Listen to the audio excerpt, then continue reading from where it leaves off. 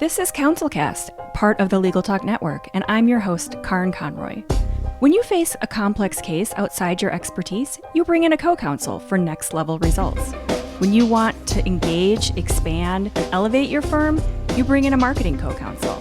In this podcast, I bring in marketing experts who each answer one big question to help your firm achieve more. Here's today's guest.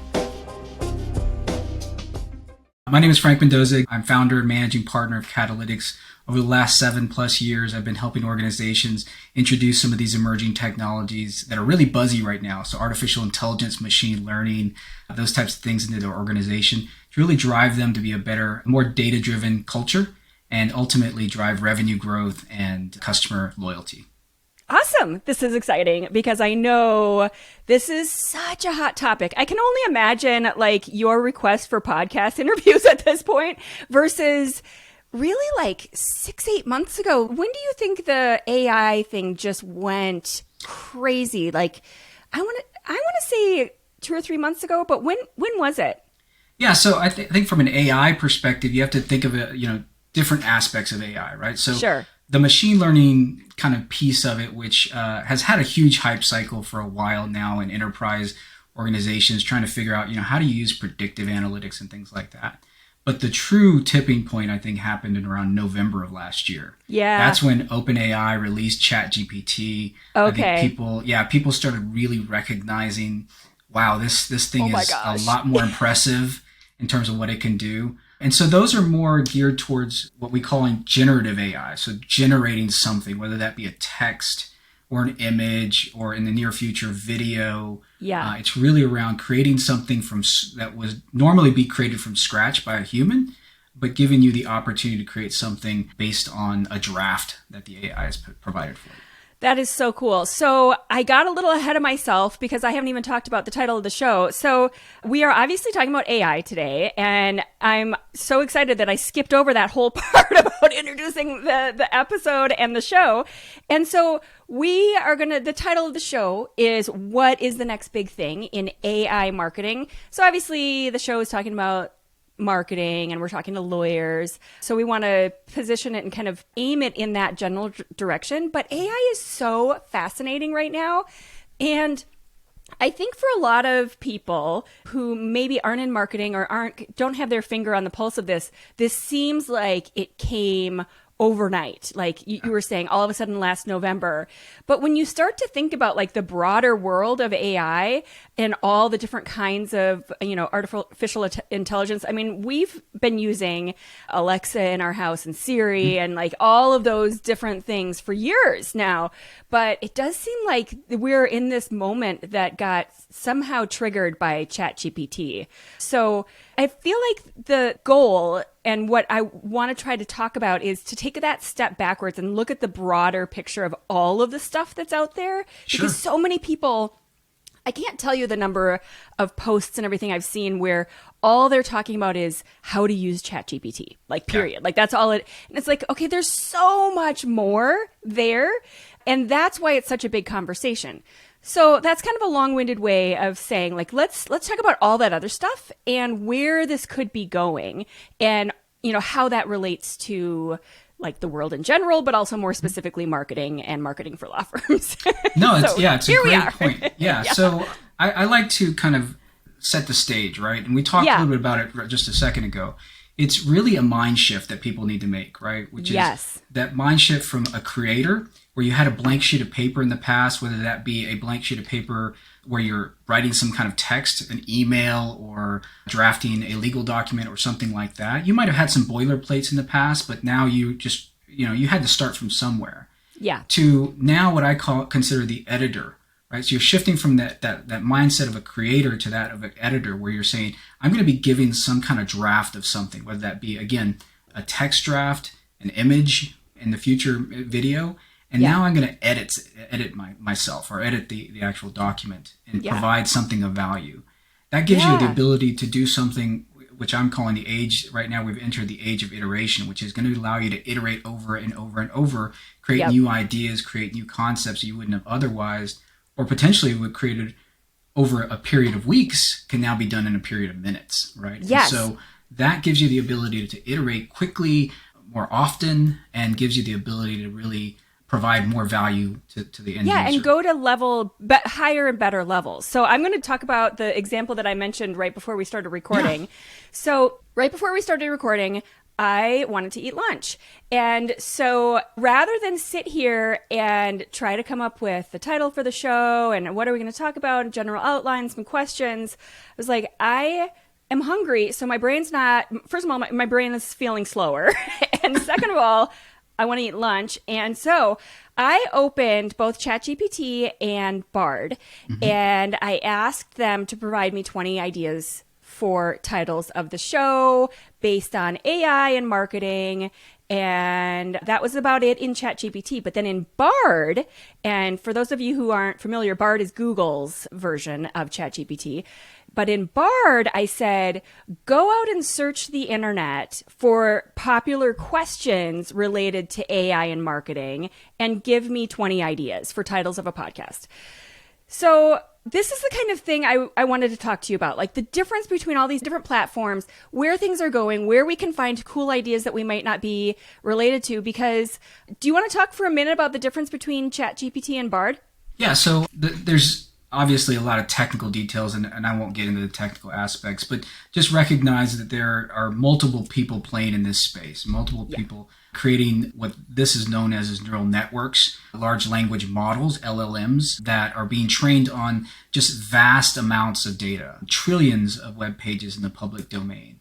I think whether it be Google or OpenAI, which is sponsoring from Microsoft, or it be some of the other players as well that you might not have heard of, more regional, Anthropic, and others, right? That it's really a function of being able to leverage these neural networks, what we call deep learning in the AI space, to really take advantage and really just predict what's the next logical word that should be created. But what's exciting is the opportunity as well in the image space, the image generation as well. So there's tons of players there, DALL-E, Midjourney, Adobe has now come out with their own called Firefly that I think Google is now partnering with. So you're going to be seeing a lot of these, image generation as well out in this space. And the value, I think, like we talked about before, it's a function of the tipping point where the barrier to entry in leveraging some of these tools is so much lower now. Yeah. As a result of being able to use natural language to prompt these things to generate really amazing outputs. Whereas in the past, when we talked to what I like to call more traditional AI, which is more machine learning, more structured data, there was such a high barrier to entry in making sure that data is clean, making sure that data is available, making sure that you can build algorithm models against that it was more focused on the enterprise leveraging those technologies, where this, you and I can get on just by signing up for a free account and be able to take advantage of some of this technology. Yeah, and Bard, I imagine it's Google, so I imagine it'll continue to stay free. And the one thing I want to point out that I don't know if everyone recognizes, though, is that Bard can search the internet. And so Bard's based on current real internet results, as opposed to ChatGPT that is not. So when I put the same exact question over into ChatGPT, because I already knew the answer, but I wanted to see what it actually said about going out and searching the internet and find these answers, it gave me a big apology. It's like, I'm sorry. Yeah, so that's a big difference. Yeah, there are, right? And there are other tools as well you could leverage. The one thing I will say is ChatGPT, if you actually are on the Pro plan, it does have plugins. And one of the more recent plugins is now browsing. So web browsing. There you go. So they've already kind of opened it up and introduced it. And now it has the ability to go out there and search the web as well. Okay. All right. So that differentiation is short-lived. Like once you get on that Pro plan or whatever, then you do have the option to do that. So it is. And then, being as well, right, that the competitor, the Microsoft, has incorporated ChatGPT in there, and it has a similar kind of capability as well, and that really is the key, I think, Karin, that you're kind of identifying, which is the ability to identify the source. Yeah. Right? And be able to say, this is where I'm getting my information from, and being able to provide a little bit of due diligence in terms of what's the actual output. And I always caution people, don't take what it says and just copy, paste, and move on. You have to apply a bit of human judgment. And that's where I think in the future, that's going to play a huge part in our ability to take advantage of these technologies. Yeah, it's been such a short amount of time, and I've already seen a lot of places where it goes real bad real quick when people just kind of grab it and run, and they don't check any parts of it. So I know in ChatGPT, if you ask it to draft a blog post or something like that, or maybe it wasn't ChatGPT, it may have been a different platform that I saw some marketers talking about, where it will input example. So if it's doing an example, and it's kind of writing about a certain topic and it provides examples, it'll put in fake names of companies that are examples. And it's like, okay, you need to know these things because those aren't real. And you need to then go back in and edit that appropriately, because that's super embarrassing if you don't, if you post that live and people are like, correct. Who? Where is that? Correct. It's what's referred to as hallucination. It's creating a hallucination and created something that wasn't there, right? That's and cool. Yeah, so that's known across all of them. It's important to make sure that there is some referenceable information, that you have to have some subject matter expertise in this space to be able to do the due diligence that's necessary to be confident in what there is. When you say it's important to have the reference, do you mean as you're creating, let's say you're creating some kind of a document, Sure, something like a blog post. So do you mean to add the reference as you're creating it, or to go back in afterwards? So both, right? You can create the opportunity exists there to add some references and say, this is what I want you to pull from, be able to gather. In some instances, you can copy and paste. There are tools now where if you have a PDF file, you can upload that, and it will leverage that as reference and as a resource. Nice. And then there's the ability after the fact, right, to say, it mentioned that the circumference of the Earth is XYZ. Go do the due diligence, right, and go just verify that.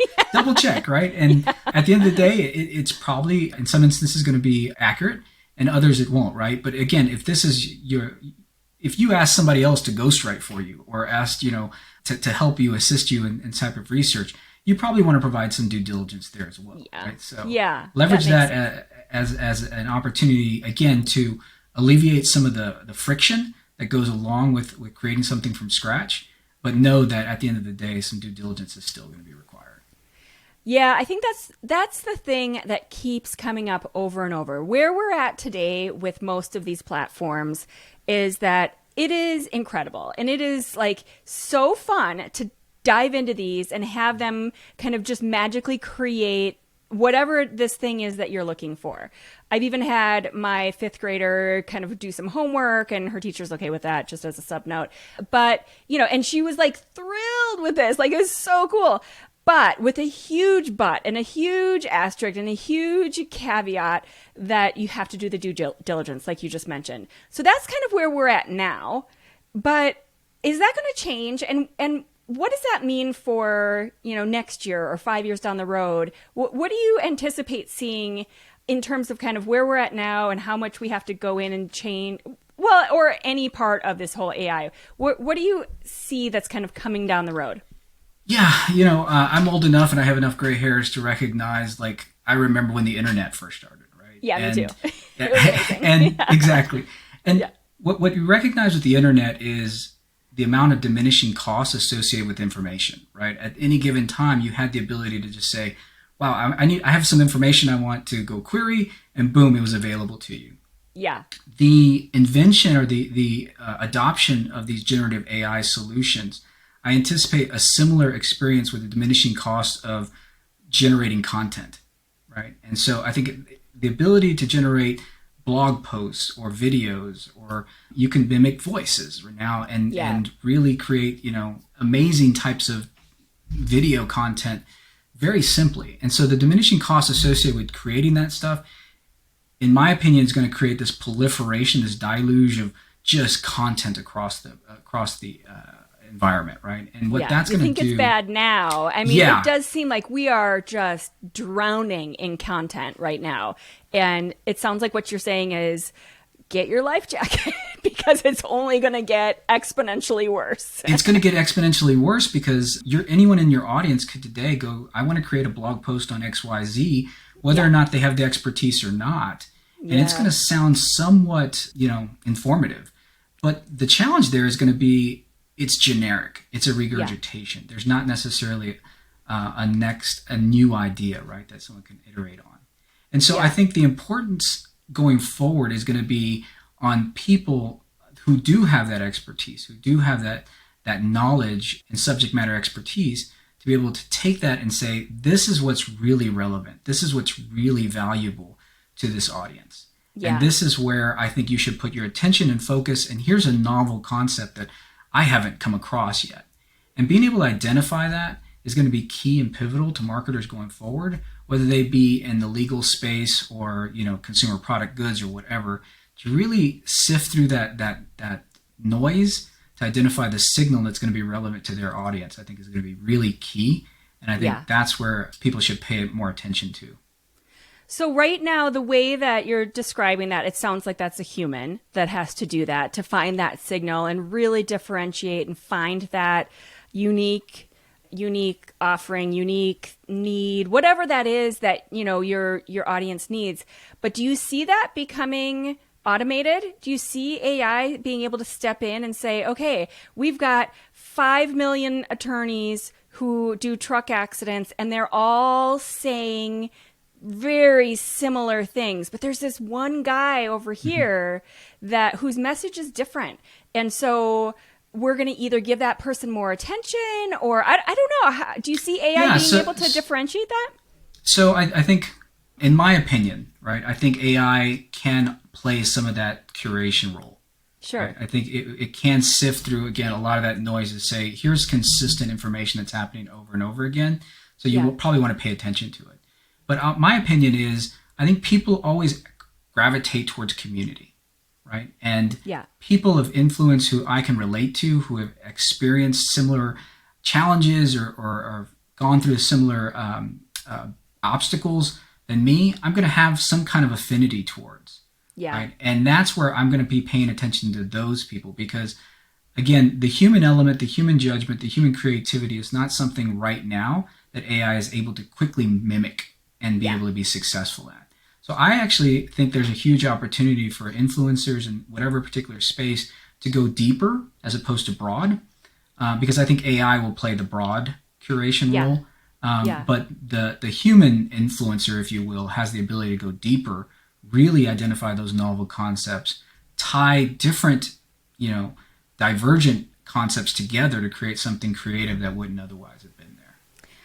That makes so much sense. So the human person is kind of coming up with these really innovative thoughts, kind of pulling different ideas together and presenting them also in a human way. Because even when you think about social media, of course, the accounts that are the most popular and these influencer accounts are not automated. Like you definitely have a person and a face involved in every single one of these. And I don't see that going away. I don't see people being attracted to posts that are created by AI. Do you see that? There's I'm in the AI space, so maybe I'm just being hit with it, but there's a lot of people making videos that say, hey, how to make a YouTube channel without, ever showing your face or ever and the reality is those will always get views. People will always, click on those. Yeah. But if you truly are looking at gaining a community of people around you, your super fans, if you will, the people who are going to be looking to you as a thought leader and a subject matter expert, you have to have novel concepts. You have to present yourself. You have to make sure that people really do look at you as, someone who understands the space and recognizes the future. And, even if your predictions are wrong, you have some predictions because you've thought through the concepts themselves. Okay, so then I'm imagining, maybe people listening to that and thinking, taking kind of a breath, like, okay, I'm not being replaced. I think that's the dumb question that we all keep seeing. Are we being replaced by robots? And I don't even really want to give that one too much time because it just sounds like that was the same dumb question that people said at the beginning of the internet. Yeah, I think, I won't consider it a dumb question because there's fear associated with it, right? I think the reality is there a risk of that? Absolutely. And I think there will be jobs disrupted as a result of this. But to your point, it's happened so many countless times before, right? Yeah. What ends up happening is new jobs come. I look at this as organizations businesses are going to have to look at this opportunity in either a scarcity mindset or abundance mindset. Yeah. And right now I'm too early to say one is better than the other. So I'm going to take both and be optimistic about both skill sets. So you can either look at this and say, wow, I'm going to gain so much productivity improvement as a result of leveraging these technologies that I can either hire less people to do the same work. Where I think the more abundance mindset is going to say, now you leverage these technologies to take some of the tactical day-to-day tedious activities from my employees and now focus them on more strategic, more value-added activities, and now either grow my market share or grow my opportunity. And so really it's going to be a challenge in terms of how organizations view, whether it be, again, a scarcity mindset or abundance mindset in terms of leveraging AI. Yeah, and I think that's the key, is if you take that abundance mindset, you assume that if you're talking about very low-level positions, I want to assume that the people in those positions have higher aspirations. And so we're giving them the opportunity to work at a more complex level. So those low level kind of repetitive things that can be done in that iterative way that you're describing, that can just be thrown into some AI platform. And now they can grow. They can, kind of rise to the next level and do things that are not so monotonous. Agreed. Yeah. I think there's huge opportunities. What I would say to anyone out there, start playing with the technology. Don't shy away from it, right? Go sign up for a free account. Go log into Google Bard or Bing. Start playing with it and start looking at it. Because what I would argue right now is a wave is coming. You can fight the wave or you can ride the wave. And I would encourage everybody as much as possible to ride that wave, understand how to leverage the technology and take advantage of it, because those who don't will be disrupted more than those who actually decide That's a perfect transition. There's two follow-up questions I have. The first one is, I was recently talking to a neighbor who, again, along that fear and scarcity mindset, said these things are too powerful, so they're going to be shut down. Do you see that? I don't either. I was like, you are cuckoo. What are you talking about? AI. It's like the horse is out of the barn. You've opened Pandora's box, right? Yes. You can't shove it back in the. There's no way of putting that toothpaste back in the tube, right? Exactly. It's out, and the reality is, people, the fact that ChatGPT grew to exponential levels, 100 million in a few months, just shows people immediately saw the value of it. Right. And the early studies, they're not peer-reviewed studies quite yet, but the early studies have demonstrated their productivity improvements of 30, 40, 50% based on the role. So there's too much upside for these to be shut down. Now, are there opportunities to regulate better, to, put guardrails around certain aspects of it? That was where he was going with it, that there was some security concerns. He said, you can go on there and search how to make a nerve gas. And I said, well, there's parts of Google where you could do that, or you could go into the dark web, and these things exist. And this is just humans. This is kind of the way life is. And that doesn't mean we shut down the entire internet because of it. Yeah, I think there will always be malicious actors. AI is just a tool, just like any other, right? Someone can pick up a hammer and wreak havoc with that, or build an entire house with that, right? So there you go. You have to really look at that and recognize it. But are there challenges? Are there situations where we have to be cognizant that we can't just let this go unchecked? Is going to be a dangerous thing. Yeah, no, I agree completely. So my second question was, okay, so you were kind of leading someone down the path of, let's try it out. Let's not be fearful of it. Just go in. Honestly, ChatGPT the beauty of it is that it's kind of like Google way back in the early days when, I don't know if everybody remembers, but search engines used to be this complicated, messy page. It used to be like this dashboard where you'd like land on Yahoo and there'd be news and weather and like all this other stuff. And to search for something was a whole thing. And then Google came along and everybody's like, what? Wow. What is this simple? And ChatGPT is similar to that. It's just one little window and you type in it and you just ask it questions. It could not be easier. So go in there, and then here's my next question: what kinds of things should people try? What else is there besides ChatGPT that people should be aware of?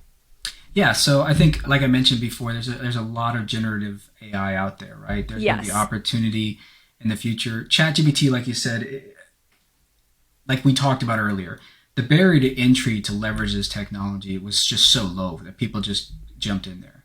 So what I would, argue to try your first use cases is just to go and say, what do I do on a daily basis? Do I write an email?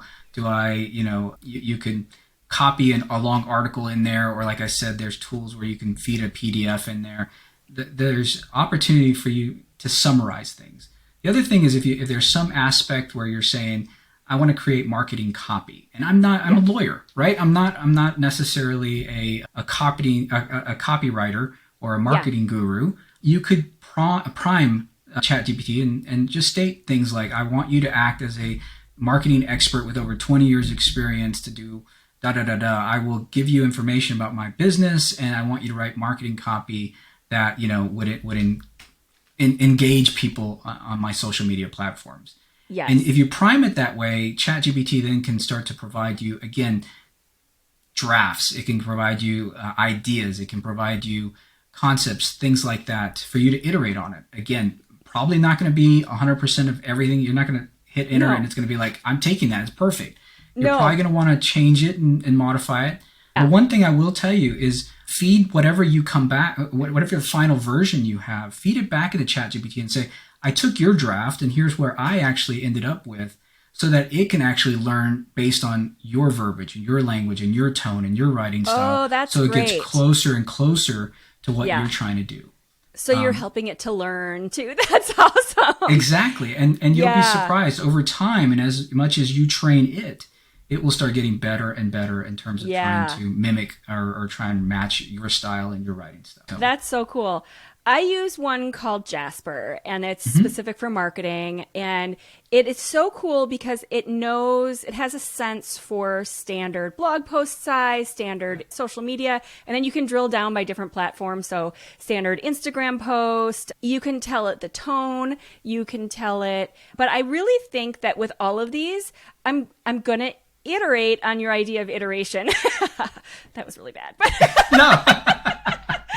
But no, I think that is such a key, and I'm just going to repeat it because it bears repeating, that where the things work the best for what I've seen and what everybody else is seeing and what you're describing is when you have it do 20 versions of the same thing. And there's no reason not to. There's every reason to, because one version is never going to be great. And once you get through those 20 versions, you've got like, the beginning of this one is great, and the middle is over here, and then the end is over here. Exactly. And you put those together, and that's when it's really awesome. Yeah, that's where you really can start to see the value, right? So I always tell people, leverage brainstorming. Just act like it's, help me, tell it, right? Prime it to say, I want you to help me brainstorm on X, Y, Z idea. I want you to take concepts from here and there and over here and start marrying those together. And that's where the real fun actually is in ChatGPT and some of the other tools, because it will start to marry things or start to rewrite things in ways that you hadn't otherwise thought of. And it does it very quickly. And again, that's where the value lies. Yeah, so quickly that you can eat lunch while it's doing that, and you come back and there's 20 ideas. And I did put a couple different ideas together for our title, which is the next big thing in AI marketing. And I took that off of Bard specifically because I don't have the Pro ChatGPT version, and so I wanted it to be based on questions people are actually asking on Google too. So I was like, okay, well, that sounds good. Let's go with that one.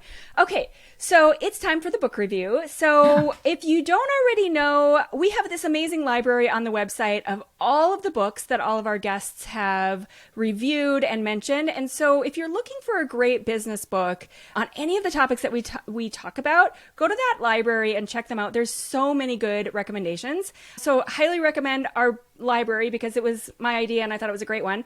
Yeah, it is good. Frank, what is the book that you're going to add to the library that you have to suggest for us today? Yeah, it's called The Art of Thinking Like a Data Scientist. And really what I liked about the book is it's by a gentleman by the name of Bill Schmarzo.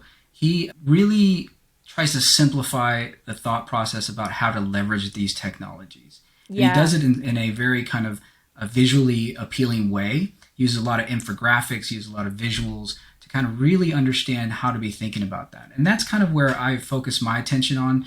A lot of shiny object syndrome right now, Karin, in this space. And so I always try and level set people, help them understand their customer journey, their business objectives and what they're trying to do. And at the end of the day, try and figure out what are the first sets of use cases that you should prioritize to make sure that you're going to meet your objectives as a business to grow your revenue, grow your customers, grow your audience, etc. And so it really is a great book in terms of trying to simplify the complex, if you will, and it's very consumable for the average person.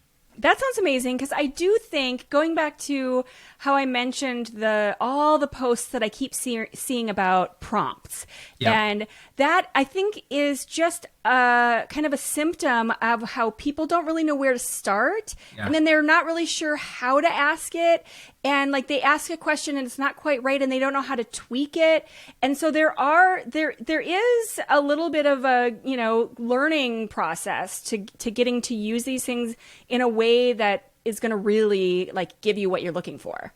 Correct. And that's why I say jump in and ride the wave, right? Because the reality is, I think over time it will have probably a different interface. It'll get easier to interact with this, Karin. And so I think over time it will change, just like the search engine changed and other things to other technologies have changed. It'll get better and easier. But the reality is, right now the value lies in the quality of the questions and the prompts that you use. That's it. Yeah. And the better the quality, the better the output's going to be at the end of the day. So you only get that sometimes with the experimentation and trying. Exactly. And thinking, oh, I wonder if it could do this. And one cool example that didn't even occur to me that I saw maybe a week or so ago was a exercise person was talking about, you can start by saying, here is in my goal. So in 6 months, I want to do X. I want to be stronger, or I want, whatever. I'm not going to get into detail about what your fitness goals might be, but anyway, in 6 months, I want to do X. So create a chart for me that is a daily workout and diet plan. And on the workout, have one column that tells me what the thing is, how frequent the reps are, how many times I do it this week. And so it created a chart, which I hadn't even seen ChatGPT do like a table where it was a grid, and it had like Sunday, Monday, Tuesday in one column. And then, now you're going to do cardio and this and that, and you're going to eat this, and and it had this really nice grid. And so when you think about like all the different ways you could have it create charts and graphs and things like that, all of a sudden my mind was like blown. Like that was a whole other avenue I hadn't really even thought about. Yeah. So once again, the demos they're doing. Yeah, the demos that people are doing are going to really blow your mind in the next 6 months, right? The opportunity to say, create me a recipe that's 2,000 calories, that has this macronutrients associated with it. I don't want fish in there, or I'm a vegan. I want 3 vegan menu items. Create me that, and it's going to be able to create that recipe, that meal plan for you, if you will. Then you're going to be able to have these plugins that say, okay, now create me a grocery list, and then order it from my local grocer. Yes. Right? And then I'm going to go pick it up. I saw that one. I saw a video of that, I think yesterday or the day before. And it connected to Instacart, and it ordered the food for him. And you could go through and like, it was so cool. I was like, oh my gosh. Yeah. Can you think about travel, right? You're going to be able to say, I'm taking a trip to such and such. Book the reservation, find me restaurants, use OpenTable to actually book the reservation at the restaurant. It's going to have such amazing kind of functionality in the near future. Yeah. And that's, where the shiny object syndrome, right? The opportunity to say, oh, I want to do this, I want to play with this, but really recognizing the resources, the investment, the time that's going to be required to do these types of things for your organization. It's important that you make sure you prioritize the right use case that's going to get you the benefit that you're looking for. Yes, totally. It is very shiny objects syndrome, but the idea of all these tedious tasks, planning a trip takes so much time and so much like scrolling through different things and all of that stuff. Like that alone is just beautiful. Like it's such a cool idea where it just goes out, does all that stuff for you, and bam, there it is. And even if you don't have it do all the plugins and all that extra stuff where it's making reservations, it still saved you hours and hours of time. And It's just amazing. And for that reason, Karin, I don't think it's going away, right? I don't think it's... Really? There's no way. Yeah. I'm gonna drop this episode on my neighbor's doorstep. Just very subtly. No, I'm not. I'm just kidding. All right. So Frank, what is one big takeaway that you'd like people to get from this episode? Yeah, I think, really dive in, right? And, Yes. and start to play around with this and start to interact with it. Don't be intimidated with it. I think right now, you mentioned, Karin, it's really low level barrier entry to start playing with this technology. I think those who don't or are hesitant to, there's opportunity to be disrupted as a function of it, right? And so jump on, figure out organizations. I would really encourage you to begin experimenting, but also providing those guardrails. We talked about some of the challenges associated with if you don't, right? And let this thing kind of go haphazard. There's been situations where people have, put in proprietary or trade secrets or information that's, you shouldn't be doing. Yeah. So I think, as an organization, set some guardrails, but invite your employees and your team members to start to experiment and bring them together and understand kind of what are some best practices and what are some wins and successes that they've had. And that way it's shareable across the organization. Yeah. How can they save time on those tedious things that just kind of pain them when they come across their desk? And instead of having to deal with it, find some kind of platform that, that can at least help with part of it, depending on what the work is.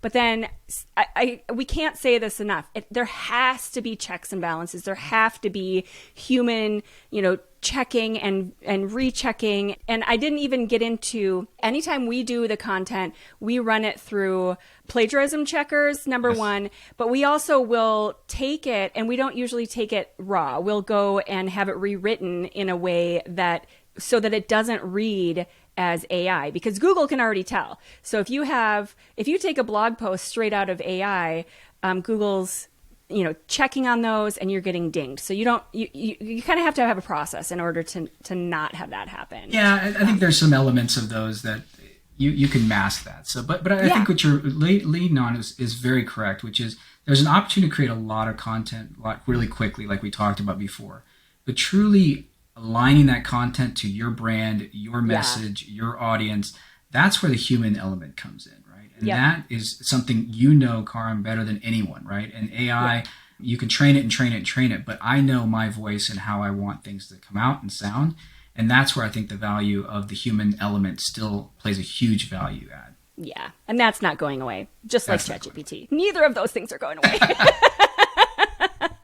Awesome. Frank Mendoza is the managing partner of Catalytics, and we will link to all your social media, your website, the awesome book that you mentioned. That sounds really good. I'm definitely going to get that one because I don't read all the books that everybody recommends, but that one I will. It's an easy read. It's an easy read. Like I said, there's a lot of visualizations and things like that in there. Perfect. Like I said, infographics and things like that you might enjoy. It's awesome.